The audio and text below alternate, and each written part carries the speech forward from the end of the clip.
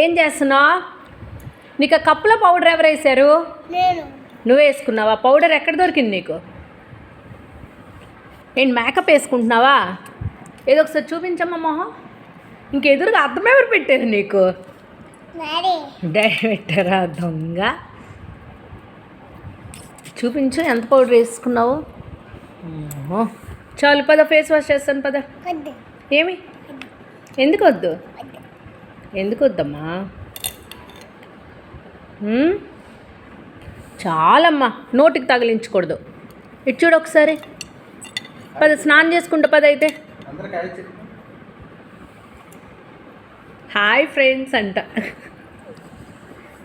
పద.